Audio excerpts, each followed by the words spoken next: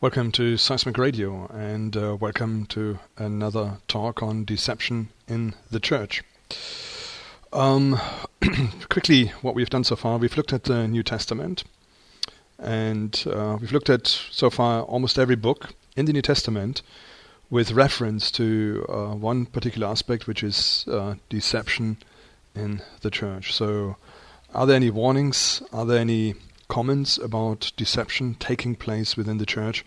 And what we found so far is that virtually in every book so far up to Thessalonians, there are references to bad doctrine, to false brethren, to deception taking place, and yet the disturbing thing is that when we look within the church today and we look at people talking about deception and deception taking place in the church, you will find very little reference on the pulpit. There are a couple of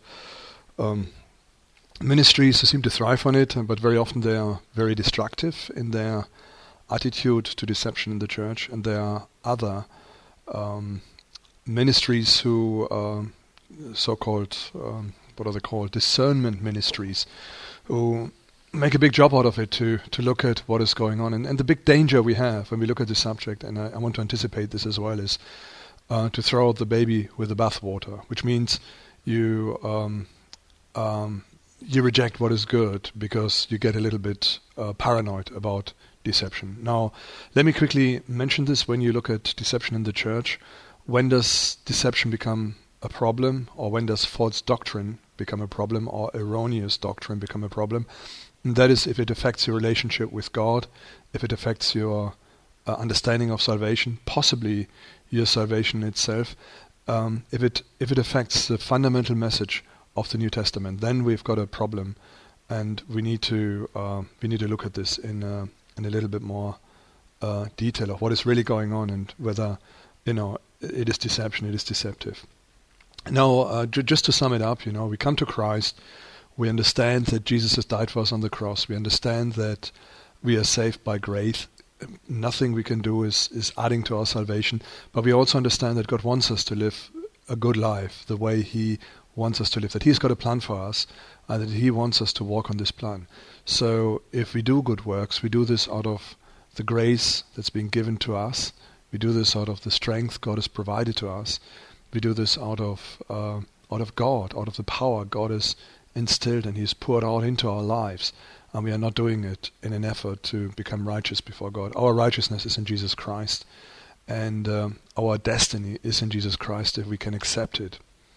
Anyway, deception tries to lead us away. Now, what is deception? What is the problem of deception?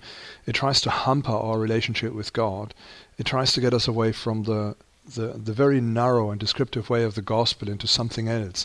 It tries to take our focus away from Jesus Christ and put it onto something else. Maybe it'll put it onto abundance, prosperity, onto spiritual power maybe, or a certain lifestyle, or esteem, status, greed, other things.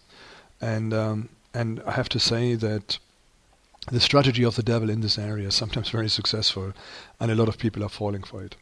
Okay, deception in the church, very important subject. So far we have determined all the books from Matthew all the way to Colossians is filled with warnings against deception. And now we're looking at, I'm going to cover both books. We're looking at Thessalonians, and we're going to see and sort of have a little look through of what is going on with the Thessalonians. Is there a problem with deceptions? We've got 2 letters to the Thessalonians written by Paul. In the first letter, I have to say, there's actually no direct warning against deception in the church. Indirect, yes, but not directly. And so it might be the first letter or book in our journey through the New Testament where we come to a point where there isn't really a big issue, and Paul doesn't make a big fuss about watch out, be on your guard. There are false brethren, there are false people that try to enslave you into legalism or something else. There isn't really anything like that in there, not in the first letter. In the second letter, we've got a lot more juiciness as far as the subject is concerned. There's a lot more stuff in there. Nevertheless, what I found is there are some indirect references with regards to deception in the church. I'm going to look at them now. First of all, before I go any further, why is this the case? Why is this the case that there isn't such an issue with bad doctrine? And when we look in chapter 3 of Thessalonians, let me just go there.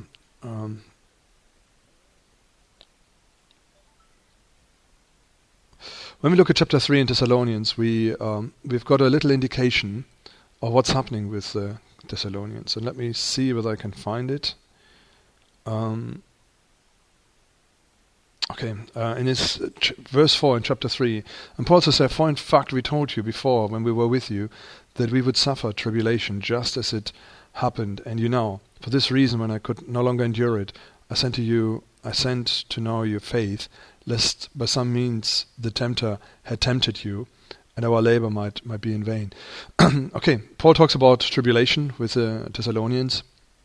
There's another reference to that in the second letter to the Thessalonians, and I tried to find out from church history whether there's any indication of what was happening to the guys at the time, and I couldn't find any information. But when you look at the letter, it suggests that there's been some sort of persecution going on. And let me just talk a little bit about what persecution does to the church. I'll give you one example from recent history. We had East Germany and we had West Germany. East Germany was communist. They adhered to the whole idea of socialism, dialectic materialism.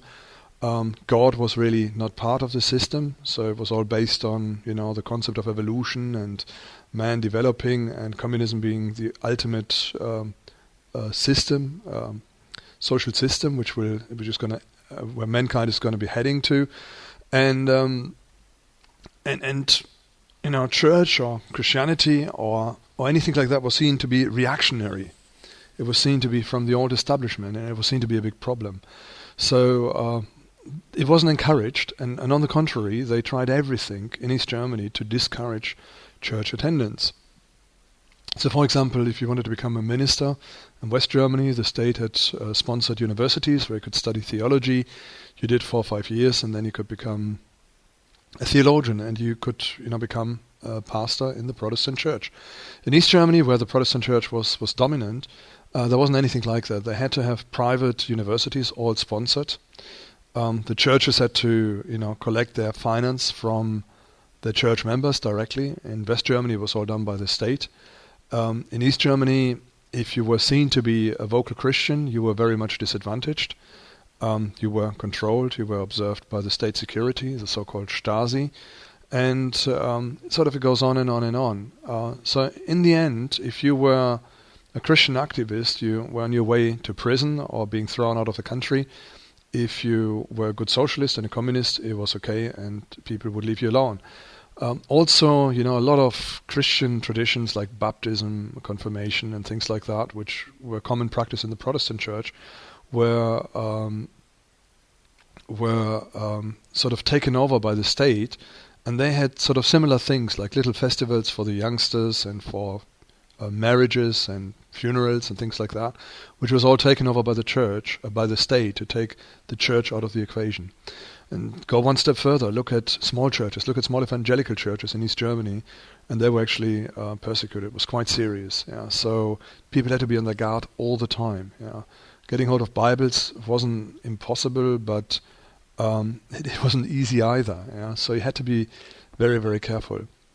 Anyway, that was East Germany. So you had two countries, same type of people, same situation. In East Germany, the church actually flourished. It was quite interesting. So people who were still in the church, there were people who had a relationship with Jesus Christ, and to whom their faith wasn't just a dead tradition or a political statement or a social statement, but it was their life. Yeah. So these people, they remained in the church. All the others, they thought, there's nothing to be won here. They took off and they went elsewhere. And you find that in East Germany, a lot of them pastors and ministers were actually very close to the Word of God and were very determined in their relationship with God and in their relationship with Christ. And they were preaching a fairly pure gospel message. Go back to West Germany. What you find is you've got universities who pick up these ministers, and for many of them who go to university, it's just a career choice. Instead of becoming an actor or a policeman or fire brigade person, fireman, they became a pastor. And so it was just like a career move. They went through the university system, which very, very often was run by non-believing professors who were teaching biblical studies, and they considered theology just like an academic discipline, but not the real thing.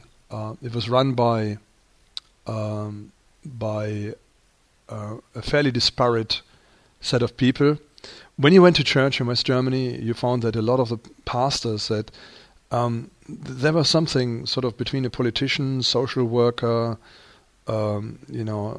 sacrament administrator, like birth, weddings, funerals,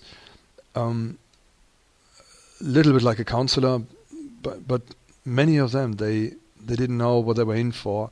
Many of them didn't have a relationship with, from what I could tell, with Jesus Christ, a personal relationship. For them it was just like a theory, an idea, a concept, a tradition, but not much more. And I thought it was quite interesting to see the difference between both states. One state suffered persecution, the church suffered persecution, the official church, and those who were Christians, they were very strong Christians, they were dedicated.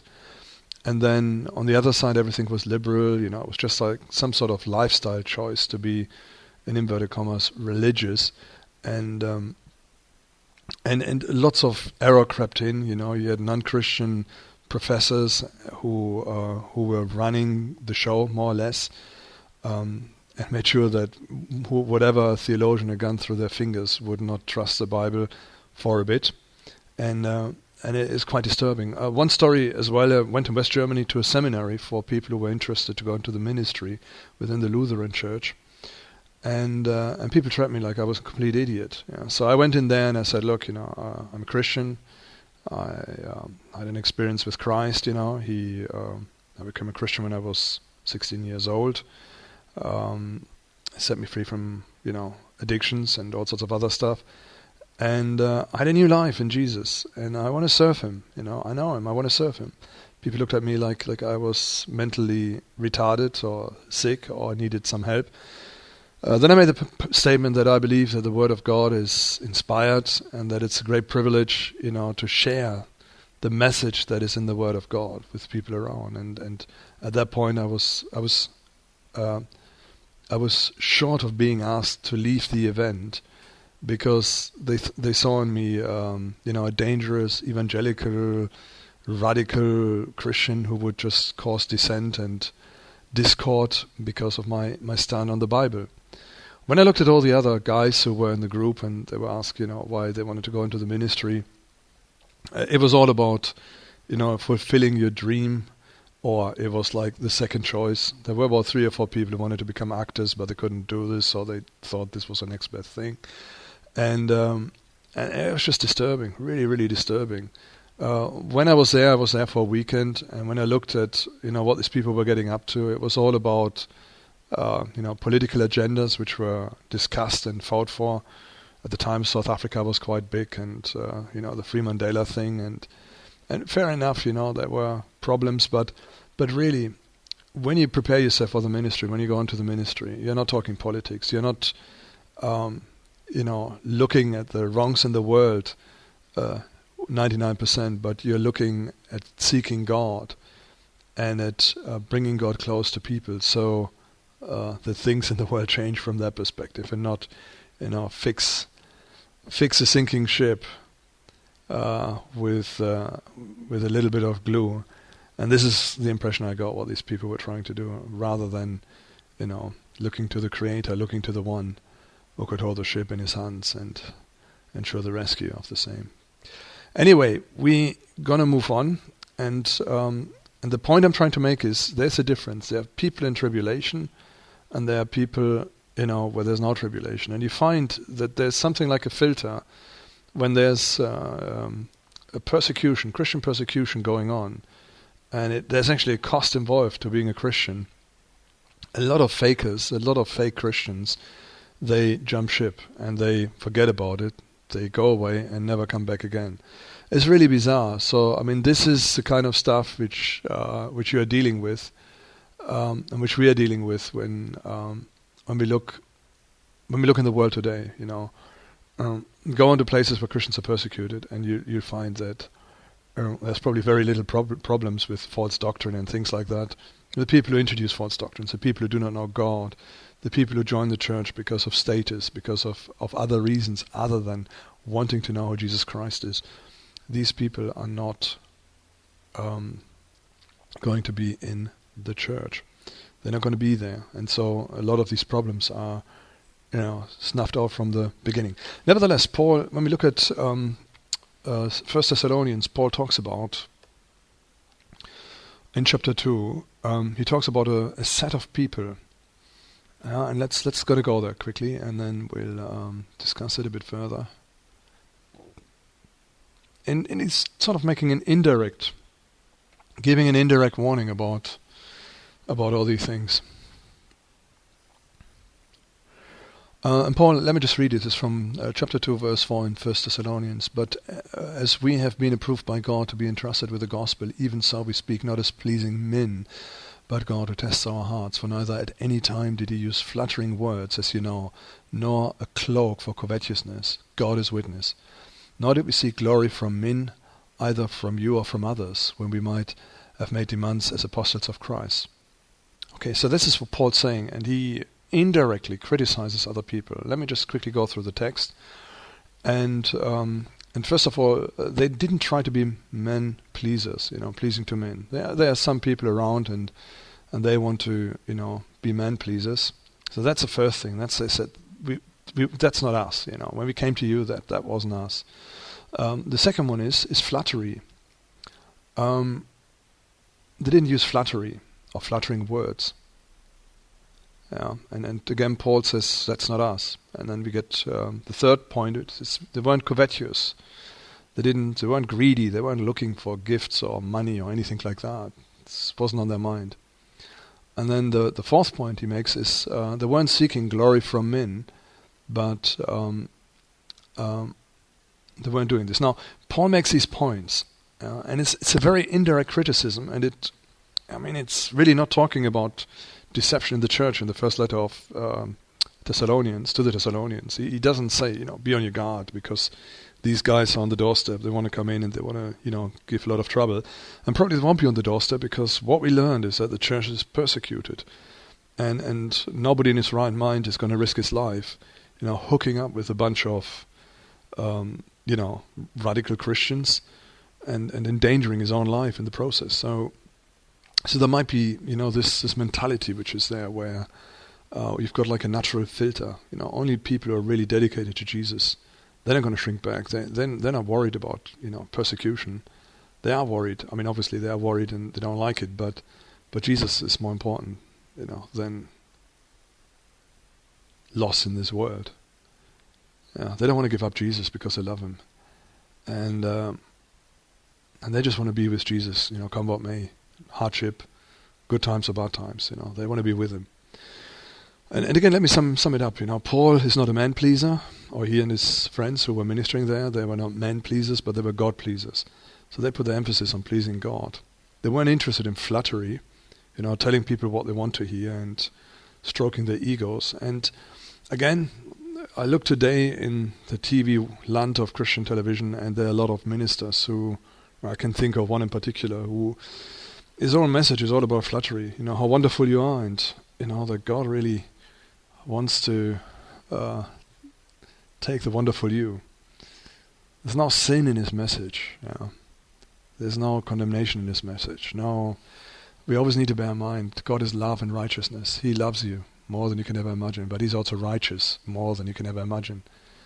And there are the two sides, and we need to deal with the righteousness side.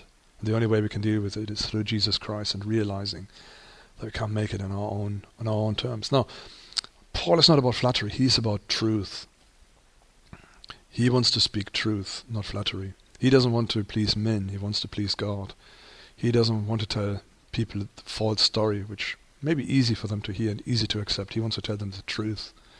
You sin, he says it. You do something wrong, he says it. You need correction, he's going to give you correction. The next one is covetousness. And there are two natures in human nature. And you find a lot of people, and you can put them in one or two boxes. And there are people who take, and there are people who give. And there are people, and I've met both of them. Some, a little bit of both, but very often one of these characteristics seems to dominate the other one. There's a giving nature, there's a demanding or the taking nature. I take, you give, or something like that. Yeah, and again, Paul makes a point here that he is not interested in taking from them anything from them. He's just interested in giving to them. So he is a giving kind of guy.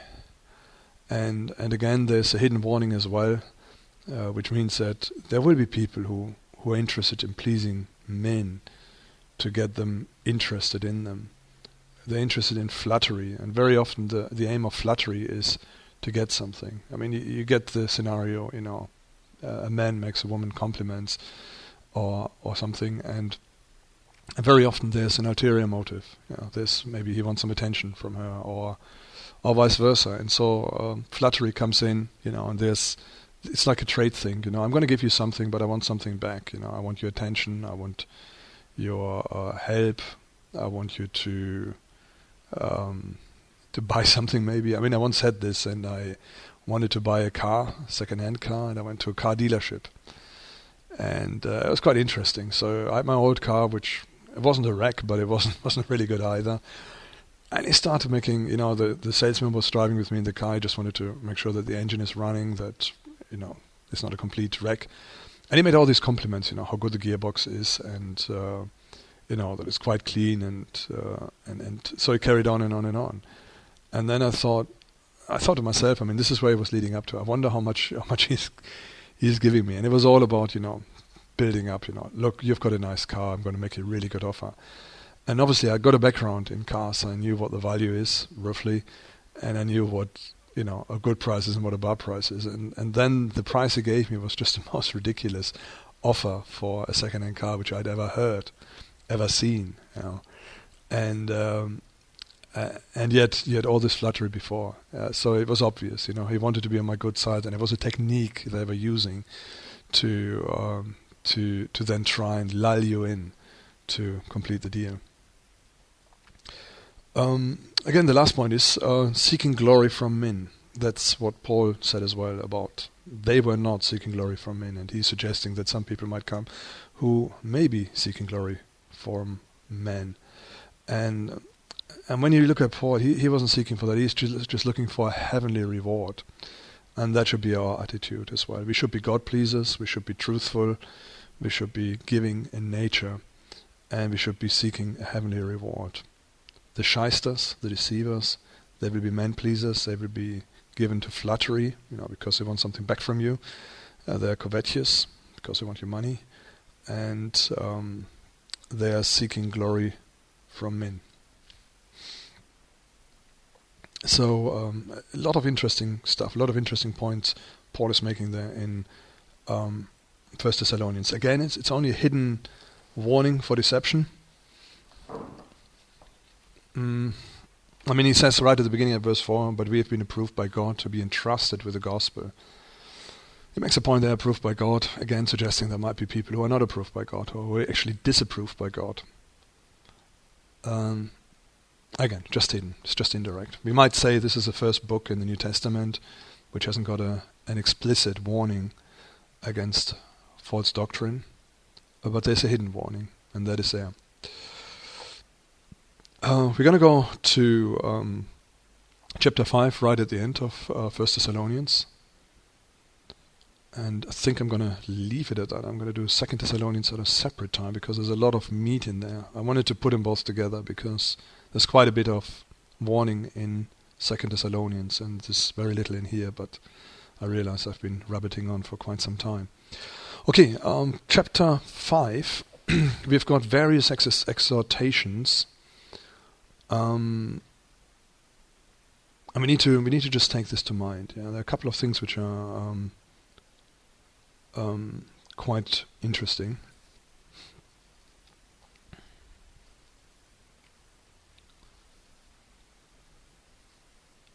We're going to come back to it in 2 Thessalonians. Now, what he says here is, do not quench the spirit, do not despise prophecies, test all things, hold fast to what is good, abstain from every form of evil. Again, it's not really deception in the church, but I thought it was quite an interesting verse which kind of goes into this direction. We've got here the antithesis of the Corinthians. The Corinthians, they were all into prophecy, into the spiritual stuff, gifts of the Spirit, and practicing them, and it was all going quite a bit crazy. When we read the letter, it must have been one of the worst churches in the New Testament. And here we've got the extreme opposite. So we don't really see a great warning about error. Possibly there wasn't that much of an issue. We find they are tested quite heavily. They are possibly persecuted. Paul says that it's a time of tribulation they're going through. And then we find this as well. We find do not quench the spirit, which means that maybe they are so closed off that there's a danger that they don't allow the freedom, of the Spirit of God into their lives anymore. I mean, interesting as well, Paul doesn't really reprimand them about legalism, which he does with a lot of other churches, like the Galatians. Makes a big point, that they are trying to perfect the grace of God in the flesh, and just doesn't work. But we don't have this here with the Thessalonians. Nothing at all. There's no real exhortation about that. We find other types of exhortation. I mean, before he talks about people who are walking unruly. Later on in 2 Thessalonians we find that people are just not working. They've stopped working and they're just going from house to house, and they're eating, surviving by just living on top of other people's pockets, or out of other people's pockets. And Paul makes a big point. He says, look, you need to work. If you don't work, you don't eat. It's not on. You can't just, be a drain to other people. So we've got a problem like that here, which again is, in a way, it's a little bit deceptive, where people are just preying on the charity of others. And there are two points. Is you cannot work because you are disabled, old, fragile, frail, or you can, but you don't want to. There's a big difference there. But Paul is talking about people who are not really interested in working, but they can work. We're going to look at this in 2 Thessalonians. Now, Paul warns the people and he says, do not quench the spirit. And then he goes further, and I find it quite interesting. Do not despise prophecies. So what's going on with the Thessalonians? Did they have lots of prophecies and people just got tired of it, and it's like another prophecy here, another prophecy there, and what does it mean? And I don't know. I mean, I've been in both camps. Spiritually, I grew up in a Brethren church, which is very strict and one might say almost legalistic and sort of word-focused. But I came to faith in a Pentecostal church, so I've seen the other side as well. And I can kind of relate with the Thessalonians, because after you've heard about the 100th prophecy, you sometimes get a little bit tired and you start forgetting about it. But then on the other side, I mean, I know of prophecies which were spoken over my life. A lot of them were fulfilled down to the letter. Down to the letter. It was quite interesting. And there were great encouragement as well. And for me it was good, because when I was going through this time, at times it was quite hard, but I could see back at this prophecy and I knew that God had seen this time from years before it actually happened, and I knew I had to go through that. And I had several of these prophecies I can point back where people were just talking to me and they said, look, I feel God is saying this, do with it what you want. And true enough, it happened, it came, it was a big change in my life, and I got great courage. And the last point I've got here is test all things. We are back to the Berean principle. Hold fast what is good, abstain from every form of evil. And that's really the key as well when we look at deception. People come along, they come up with a great doctrine, maybe a new doctrine, maybe it's something which has been lost for a long time, and it might be right.